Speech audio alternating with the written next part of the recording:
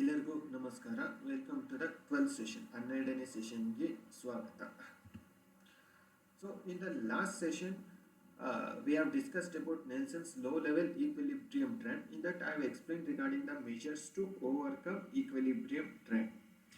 When the economy takes a discontinuous jump, the growth rate of income will be more than the growth rate of population. This helps to avoid equilibrium trap, and we have also discussed regarding the factors which avoid the trap.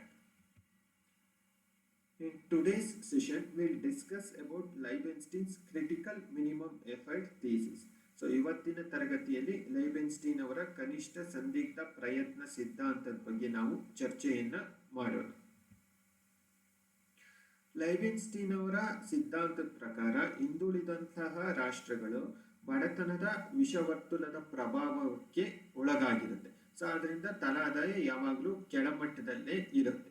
So according to Harvey Leibenstein, the underdeveloped countries are characterized by vicious circle of poverty. As a result, the per capita income will be low. So ಇದರಿಂದ ಹೊರಗೆ ಬರೋದಕ್ಕೆ ಕನಿಷ್ಠ ಸಂದಿಗ್ಧ ಪ್ರಯತ್ನದ ಒಂದು ಅವಶ್ಯಕತೆ ಇರುತ್ತೆ. So ಅದರಿಂದ ತಲಾದಾಯ ಹೆಚ್ಚಳ ಆಗುತ್ತೆ ಮತ್ತೆ ಸುಸ್ಥಿರವಾದಂಥ ಅಭಿವೃದ್ಧಿಯನ್ನ ಕಾಪಾಡಿಕೊಳ್ಳೋದಕ್ಕೂ ಕೂಡ ಅನುಕೂಲಕರ ಆಗಿರುತ್ತೆ. ಮತ್ತೆ ಲೈಬೆನ್ಸ್ಟೀನ್ ಅವರು ಎರಡು ಅಂಶಗಳ ಬಗ್ಗೆ ಇಲ್ಲಿ ಚರ್ಚೆಯನ್ನು ಮಾಡ್ತಿದ್ದಾರೆ. ಒಂದು ಆಘಾತಗಳು, ಮತ್ತೊಂದು ಉತ್ತೇಜಕಗಳು. ಸೊ ಪ್ರತಿ ಆರ್ಥಿಕತೆಯನ್ನು ಆಘಾತ ಮತ್ತೆ ಉತ್ತೇಜಕಗಳ ಪ್ರಭಾವಕ್ಕೆ ಒಳಗಾಗಿರುತ್ತೆ. ಆಘಾತಗಳು ತಲಾದಾಯವನ್ನ ಕಡಿಮೆಗೊಳಿಸಿದ್ರೆ ಉತ್ತೇಜಕಗಳು ತಲಾದಾಯವನ್ನ ಹೆಚ್ಚಳಗೊಳಿಸುತ್ತೆ. ಸೊ ಆದ್ರಿಂದ ಆದಾಯವನ್ನ ಕಡಿಮೆ ಮಾಡುವಂತ ಅಂಶಗಳಿಗಿಂತ ಆದಾಯವನ್ನು ಹೆಚ್ಚಳಗೊಳಿಸುವಂತ ಅಂಶಗಳಿಗೆ ಹೆಚ್ಚು ಪ್ರೋತ್ಸಾಹ ಸಿಕ್ಕಿದ್ರೆ ಸಂದಿಗ್ಧ ಕನಿಷ್ಠ ಪ್ರಯತ್ನ ಉಂಟಾಗುತ್ತೆ ಮತ್ತೆ ಆರ್ಥಿಕತೆ ಅಭಿವೃದ್ಧಿಯ ಪಥದಲ್ಲಿ ಸಾಗುವಂಥದ್ದು. So when the income raising factors are stimulated or encouraged beyond income depressing factors, so the economy would reach the path of development. So ಆದಾಯವನ್ನು ಹೆಚ್ಚಿಸುವಂತ ಅಂಶಗಳಿಗೇನೆ ಹೆಚ್ಚಿನ ಪ್ರೋತ್ಸಾಹವನ್ನ ನೀಡಬೇಕು, ಆವಾಗ ಆರ್ಥಿಕತೆ ಅಭಿವೃದ್ಧಿಯ ಪಥದಲ್ಲಿ ಸಾಗುತ್ತದೆ.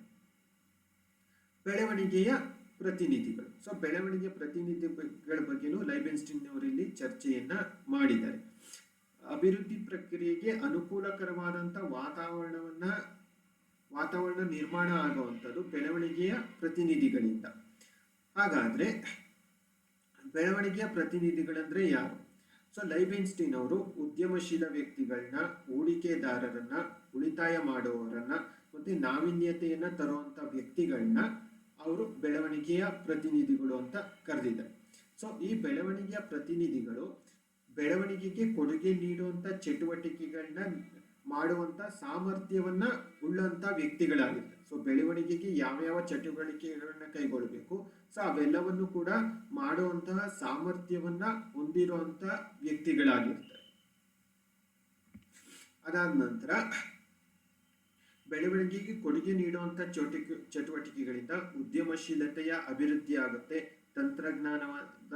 ತಂತ್ರಜ್ಞಾನದ ಬಳಕೆ ಹೆಚ್ಚಳ ಆಗುತ್ತೆ, ಜನರ ಉತ್ಪಾದನಾ ಕೌಶಲ್ಯ ವಿಸ್ತರಣೆ ಆಗುತ್ತೆ, ಉಳಿತಾಯ ಮತ್ತೆ ಹೂಡಿಕೆಯ ದರ ಎರಡೂ ಕೂಡ ಹೆಚ್ಚಳ ಆಗುವಂಥದ್ದು. And he has also discussed about two types of incentives, zero sum incentives and positive sum incentives. ಎರಡು ರೀತಿಯಾದಂಥ ಉತ್ತೇಜಕಗಳ ಬಗ್ಗೆ ಅವರು ಚರ್ಚೆಯನ್ನು ಮಾಡಿದ್ದಾರೆ. ಶೂನ್ಯ ಮೊತ್ತದ ಉತ್ತೇಜಕಗಳು, ಧನಾತ್ಮಕ ಮೊತ್ತದ ಉತ್ತೇಜಕಗಳು. ಶೂನ್ಯ ಮೊತ್ತದ ಉತ್ತೇಜಕಗಳು ರಾಷ್ಟ್ರೀಯ ಆದಾಯವನ್ನು ಹೆಚ್ಚಳ ಮಾಡೋದಿಲ್ಲ, ಕೇವಲ ವಿತರಣಾ ಪರಿಣಾಮವನ್ನು ಮಾತ್ರನೇ ಹೊಂದಿರುತ್ತೆ. ಅದಕ್ಕೆ ಅತ್ಯುತ್ತಮವಾದಂಥ ಉದಾಹರಣೆ ಅಂದ್ರೆ ಸಟ್ಟ ವ್ಯಾಪಾರ ಆಗಿರುವಂಥದ್ದು. ಧನಾತ್ಮಕ ಮೊತ್ತದ ಉತ್ತೇಜಕಗಳು ರಾಷ್ಟ್ರೀಯ ಆದಾಯವನ್ನ ಹೆಚ್ಚಳಗೊಳಿಸುತ್ತೆ. ಸೊ ಅದಕ್ಕೆ ಇರುವಂತ ಧನಾತ್ಮಕ ಮೊತ್ತದ ಚಟುವಟಿಕೆಗಳಿಗೆ ನಾವು ಉದಾಹರಣೆಯನ್ನ ನೀಡ್ತಾ ಬಂದ್ರೆ ತಂತ್ರಜ್ಞಾನವನ್ನ ಬಳಕೆ ಮಾಡಿಕೊಳ್ಳುವಂಥದ್ದು, ಹೂಡಿಕೆಯನ್ನ ಕೈಗೊಳ್ಳುವಂಥದ್ದು, ಆವಿಷ್ಕಾರವನ್ನ ಮಾಡುವಂಥದ್ದು, ಹೊಸ ಮಾರುಕಟ್ಟೆಯನ್ನ ಸಂಶೋಧನೆ ಮಾಡುವಂಥದ್ದು. ಸೊ ಇವೆಲ್ಲವೂ ಕೂಡ ಧನಾತ್ಮಕ ಮೊತ್ತದ ಉತ್ತೇಜಕಗಳು ಆಗಿರುವಂಥದ್ದು. ಸೊ ಇದರಿಂದ ರಾಷ್ಟ್ರೀಯ ಆದಾಯ ಹೆಚ್ಚಳ ಆಗುತ್ತೆ. ಆದ್ರೆ ಹಿಂದುಳಿದಂತ ರಾಷ್ಟ್ರಗಳಲ್ಲಿ ಯಾವ ರೀತಿಯಾದಂಥ ಪರಿಸ್ಥಿತಿ ಇರುತ್ತೆ ಅಂದ್ರೆ ಅಲ್ಲಿನ ಉದ್ಯಮಿಗಳು ಶೂನ್ಯ ಮೊತ್ತದ ಚಟುವಟಿಕೆಯಲ್ಲಿ ತಮ್ಮನ್ನ ತೊಡಗಿಸ್ಕೊಂಡಿರ್ತಾರೆ. ಆದ್ರಿಂದ ಧನಾತ್ಮಕ ಮೊತ್ತದ ಚಟುವಟಿಕೆಗಳ ಒಂದು ಪರಿಸರ ನಿರ್ಮಾಣ ಆಗೋದಕ್ಕೋಸ್ಕರ ಸಂದಿಗ್ಧ ಕನಿಷ್ಠ ಪ್ರಯತ್ನ ಅವಶ್ಯಕವಾಗಿ ಬೇಕಾಗಿರುತ್ತೆ. ಸೊ ಧನಾತ್ಮಕ ಮೊತ್ತದ ಉತ್ತೇಜಕಗಳು ಅಲ್ಲಿನ ಒಂದು ಆರ್ಥಿಕ ಪರಿಸರದಲ್ಲಿ ಸೃಷ್ಟಿಯಾಗಬೇಕಂದ್ರೆ ಅದಕ್ಕೆ ಸಂದಿಗ್ಧ ಪ್ರಯತ್ನದ ಒಂದು ಅವಶ್ಯಕತೆ ಇರುತ್ತೆ ಅಂತ ಲೈಬೆನ್ಸ್ಟೈನ್ ಅವರು ಅಭಿಪ್ರಾಯವನ್ನ ವ್ಯಕ್ತಪಡಿಸಿರುವಂತದ್ದು.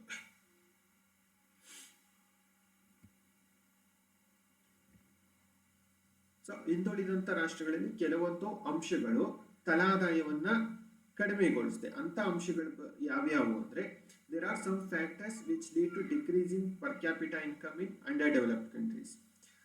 ಮೊದಲನೇದು ಝೀರೋ ಸಮ್ ಆಂಟರ್ಪ್ರಿನಿಯರ್ ಆಕ್ಟಿವಿಟೀಸ್, ಶೂನ್ಯ ಮೊತ್ತದ ಉದ್ಯಮ ಚಟುವಟಿಕೆಗಳು. ಮತ್ತೆ ಎರಡನೇದು conservative activities of both organised and unorganised labour directed against change, ಬದಲಾವಣೆಗೆ ಅನಾನುಕೂಲವಾಗಿರುವಂತಹ ಸಂಪ್ರದಾಯವಾದಿ ಆಲೋಚನೆಗಳು. ಸೊ ಅವರಲ್ಲಿ ಇನ್ನು ಅಲ್ಲಿನ ಶ್ರಮಿಕರು, ಸಂಘಟಿತ ಶ್ರಮಿಕರು ಮತ್ತೆ ಅಸಂಘಟಿತ ಶ್ರಮಿಕರು ಕೇವಲ ಸಂಪ್ರದಾಯವಾದಿ ಚಟುವಟಿಕೆಗೆ ತೋಡಿಸ್ಕೊಂಡಿರ್ತಾರೆ. ಸೊ ಅದು ಬದಲಾವಣೆಗೆ ವಿರುದ್ಧವಾಗಿರುತ್ತೆ. ಮತ್ತೆ resistance to new knowledge and ideas, ಹೊಸ ಜ್ಞಾನ ಮತ್ತೆ ಹೊಸ ಆಲೋಚನೆಗಳನ್ನ ಪ್ರತಿಬಂಧಿಸುವಂಥದ್ದು. And increase in essentially non productive conspicuous public or private consumption expenditures that resources could otherwise be used for capital accumulation. ಉತ್ಪಾದಕವಲ್ಲದ ವೆಚ್ಚಗಳು ಅಥವಾ ಅನುಭವಕ್ಕೋಸ್ಕರ ವೆಚ್ಚವನ್ನು ಮಾಡ್ತೀವಿ, ಅದರಿಂದ ಯಾವುದೇ ಪ್ರಯೋಜನ ಇರೋದಿಲ್ಲ. ಮತ್ತೆ ಹೈ ಕ್ಯಾಪಿಟಲ್ ಔಟ್ಪುಟ್ ರೇಷಿಯೋ, ಹೆಚ್ಚಿನ ಬಂಡವಾಳ ಉತ್ಪನ್ನ ಅನುಪಾತ. ಸೊ ಇವಿಷ್ಟು ಅಂಶಗಳು ತಲಾದಾಯವನ್ನು ಕಡಿಮೆಗೊಳಿಸೋದಕ್ಕೆ ಕಾರಣ ಆಗುವಂಥದ್ದು. ಸೊ ಹಾಗಾಗಿ ಕನಿಷ್ಠ ಸಂದಿಗ್ಧ ಪ್ರಯತ್ನವನ್ನು ಕೈಗೊಳ್ಳಬೇಕು. ಕನಿಷ್ಠ ಸಂದಿಗ್ಧ ಪ್ರಯತ್ನವನ್ನ ಕೈಗೊಳ್ಳೋದ್ರಿಂದ ಏನೇನು ಅನುಕೂಲ ಆಗುತ್ತೆ ಅಂದ್ರೆ ಬೆಳವಣಿಗೆ ಪ್ರತಿನಿಧಿಗಳ ವಿಸ್ತರಣೆ ಆಗುವಂಥದ್ದು, ಬಂಡವಾಳ ಉತ್ಪನ್ನ ಅನುಪಾತ ಕಡಿಮೆ ಆಗುವಂಥದ್ದು, ಬೆಳವಣಿಗೆಗೆ ತಡೆಯಿಟ್ಟುವಂತ ಅಂಶಗಳು ಕೂಡ ಕಡಿಮೆ ಆಗುತ್ತೆ. ಮತ್ತೆ ಸಮಾಜದ ಮತ್ತು ಆರ್ಥಿಕ ಚಲನಶೀಲತೆಗೆ ಅನುಕೂಲಕರವಾದಂತಹ ವಾತಾವರಣ ನಿರ್ಮಾಣ ಆಗುತ್ತೆ. ದ್ವಿತೀಯ ಮತ್ತು ತೃತೀಯ ವಲಯಗಳು ಕೂಡ ವಿಸ್ತರಣೆ ಆಗುತ್ತೆ. ಫಲವತ್ತತೆ ಕಡಿಮೆ ಆಗೋದು ಮತ್ತೆ ಜನಸಂಖ್ಯಾ ಬೆಳವಣಿಗೆ ದರ ಕಡಿಮೆ ಆಗೋದಕ್ಕೆ ಬೇಕಾಗಿರುವಂತಹ ವಾತಾವರಣ ನಿರ್ಮಾಣ ಆಗುತ್ತೆ. ಸೊ ಈ ರೇಖಾಚಿತ್ರದಲ್ಲಿ x1 ರೇಖೆ ಆದಾಯವನ್ನ ಹೆಚ್ಚಳಗೊಳಿಸುವಂತಹ ಶಕ್ತಿಗಳನ್ನ ಪ್ರತಿನಿಧಿಸುತ್ತೆ. z1 ರೇಖೆ ತಲಾದಾಯವನ್ನ ಕಡಿಮೆಗೊಳಿಸುವಂತಹ ಶಕ್ತಿಗಳನ್ನ ಪ್ರತಿನಿಧಿಸುತ್ತೆ. ಒಂದು ಹೂಡಿಕೆಯನ್ನು ಕೈಗೊಂಡು ಅದು ತಲಾದಾಯವನ್ನ OE ಇಂದ OMಗೆ ಹೆಚ್ಚಳಗೊಳಿಸಿದಾಗ ಆದಾಯವನ್ನ ಹೆಚ್ಚಿಸುವಂತಹ ಶಕ್ತಿಗಳು ತಲಾದಾಯವನ್ನ NAಗೆ ಹೆಚ್ಚಳ ಮಾಡುತ್ತದೆ. ಆದರೆ ಇಲ್ಲಿ ಆದಾಯವನ್ನ ಕಡಿಮೆಗೊಳಿಸುವಂತಹ ಶಕ್ತಿಗಳಾದ FB ಆದಾಯವನ್ನ ಹೆಚ್ಚುಗೊಳಿಸುವಂತಹ ಶಕ್ತಿಗಿಂತ ಹೆಚ್ಚಾಗಿದೆ. ಆದಾಯವನ್ನ ಕಡಿಮೆಗೊಳಿಸುವಂತ ಶಕ್ತಿಯಾಗಿರುವಂತಹ FB ಆದಾಯವನ್ನ ಹೆಚ್ಚುಗೊಳಿಸುವಂತ ಶಕ್ತಿಗಿಂತ ಹೆಚ್ಚಾಗಿದೆ. ಸೊ ಇದರಿಂದ ಆರ್ಥಿಕತೆ ಕೆಳಮುಖ ಚಲನೆಯನ್ನ ಹೊಂದುತ್ತದೆ. ಸೊ ಕೆಳಮುಖವಾಗಿ ಚಲಿಸುತ್ತದೆ. ಸೊ ಅದರ ಪಥ ಯಾವುದು ಅಂದ್ರೆ ABCD. ಅದೇ ರೀತಿ ಮತ್ತೊಮ್ಮೆ ಹೂಡಿಕೆಯನ್ನು ಕೈಗೊಂಡು ಹೂಡಿಕೆಯನ್ನು ಕೈಗೊಂಡ ಮೇಲೆ ತಲಾದಾಯ OE ಇಂದ OKಗೆ ಹೆಚ್ಚಳ ಆದಾಗ ಸುಸ್ಥಿರ ಬೆಳವಣಿಗೆ ಪ್ರಾರಂಭ ಆಗುತ್ತದೆ. ಸೊ ತಲಾದಾಯವನ್ನ OE ಇಂದ OKಗೆ ಹೆಚ್ಚಳಗೊಳಿಸುವಂತಹ ಹೂಡಿಕೆ ಮತ್ತೆ G ಬಿಂದುವಿಗಿಂತ ಹೆಚ್ಚಳಗೊಳಿಸುವಂತಹ ಹೂಡಿಕೆಯನ್ನ ಸಂದಿಗ್ಧ ಕನಿಷ್ಠ ಪ್ರಯತ್ನ ಅಂತ ಕರೆಯಲಾಗುತ್ತೆ. ಸೊ ಲೈಬೆನ್ಸ್ಟೈನ್ ಅವರು ಈ ಒಂದು ಸಂದಿಗ್ಧ ಕನಿಷ್ಠ ಪ್ರಯತ್ನವನ್ನ ಮಿನಿಮೋರಮ್ ಅಂತ ಕರೆದಿದ್ದಾರೆ. ಸೊ ಈ ರೇಖಾಚಿತ್ರದಲ್ಲಿ ಗಮನಿಸಿದಾಗೆ ಆ ಹೂಡಿಕೆ ಅನ್ನುವಂಥದ್ದು ತಲಾದಾಯವನ್ನ OE ಇಂದ OKಗೆ ಹೆಚ್ಚಳಗೊಳಿಸಬೇಕಾಗಿರುತ್ತೆ. ಅದು ಸಂದಿಗ್ಧ ಕನಿಷ್ಠ ಪ್ರಯತ್ನ ಆಗಿರುತ್ತದೆ. ತಲಾದಾಯ ಮತ್ತು ಜನಸಂಖ್ಯಾ ಬೆಳವಣಿಗೆ. ಜೀವನಾಧಾರ ಮಟ್ಟದಿಂದ ತಲಾದಾಯವನ್ನ ಹೆಚ್ಚಳಗೊಳಿಸಿದಾಗ ಮರಣ ದರ ಕಡಿಮೆ ಆಗ್ತಾ ಹೋಗುತ್ತೆ, ಆದರೆ ಫಲವತ್ತತೆಯ ದರದಲ್ಲಿ ಯಾವುದೇ ಬದಲಾವಣೆ ಇರೋದಿಲ್ಲ.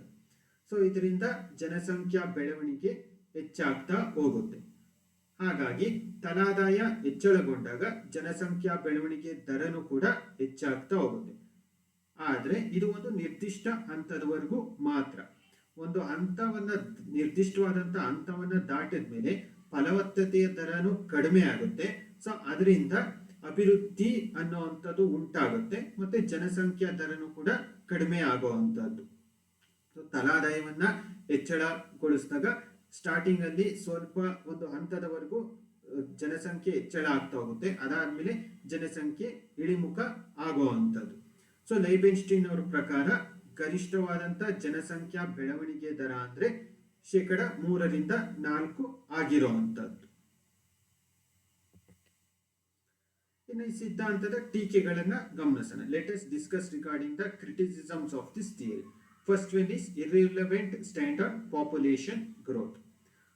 ಸೊ ಮೊದಲನೇ ಟೀಕೆ ಏನು ಅಂದ್ರೆ ತಲಾದಾಯ ಹೆಚ್ಚಳ ಆದಾಗ ಜನಸಂಖ್ಯೆಯು ಕೂಡ ಒಂದು ಹಂತದವರೆಗೂ ಹೆಚ್ಚಾಗುತ್ತೆ, ಅದಾದ್ಮೇಲೆ ತಲಾದಾಯ ಹೆಚ್ಚಾಗ್ತಾ ಹೋದ್ರೆ ಜನಸಂಖ್ಯೆ ಇಳಿಮುಖ ಆಗುತ್ತೆ ಅನ್ನುವಂಥದ್ದು ಈ ಸಿದ್ಧಾಂತದ ಅಭಿಪ್ರಾಯ ಆಗಿರುವಂಥದ್ದು. ಆದರೆ ಜನಸಂಖ್ಯಾ ಇಳಿಕೆ ಆಗೋದಕ್ಕೆ ತಲಾದಾಯ ಹೆಚ್ಚಳ ಆಗುವಂಥದ್ದು ಒಂದೇ ಕಾರಣ ಅಲ್ಲ, ಬೇರೆ ಬೇರೆ ಹಲವಾರು ಕಾರಣಗಳು ಕೂಡ ಇರುತ್ತೆ. ಸೊ ಅದನ್ನ ಇಲ್ಲಿ ಪರಿಗಣಿಸದಲೇ ಇರುವಂಥದ್ದು.